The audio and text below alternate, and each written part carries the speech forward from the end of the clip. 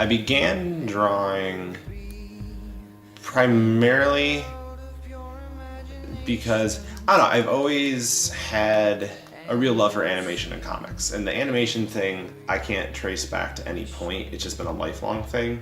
And, well, comics became a path that I want to make career-wise. I realized when I was younger, because I'd gotten like an animation thing, that I didn't want to go that route. But I've still to this day love animation and comics more than probably any other art medium. I learned and developed my skill from like kind of a lot of different things.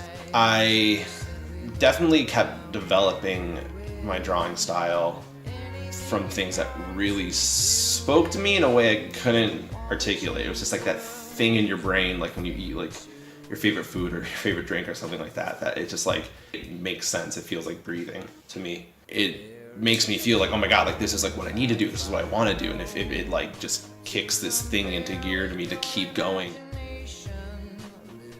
I keep exploring its personal meaning to me, and this gets a little rough answering, but it's the honest truth. I have a lot of chronic illness and chronic pain disorders. I've been through things that either seem ancient or people just rarely get. I'm only 21, but I've been in quarantine room situations multiple times over. Growing up, I'd missed 50 days to 60 days of school a year. I have fibromyalgia, I've had tuberculosis, I've had C. diff, I've had a lot of near-death experiences, I have anaphylaxis. So I just have a flawed immune system and all these other health issues. And drawing for me, to this day, probably the most vulnerable for me. Comics, it's the most immediate translation of myself when I've gone through. Its personal connection to myself is like, it's just catharsis in its truest form.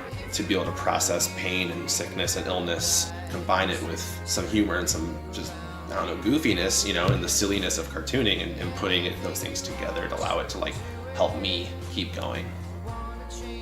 The biggest part for like setting goals for the future is knowing what I'm capable of doing, setting attainable goals. What am I actually capable of right now financially, emotionally, like everything, because it's not always like, can't shut the world out and like make a whole giant thing by myself in 2 days,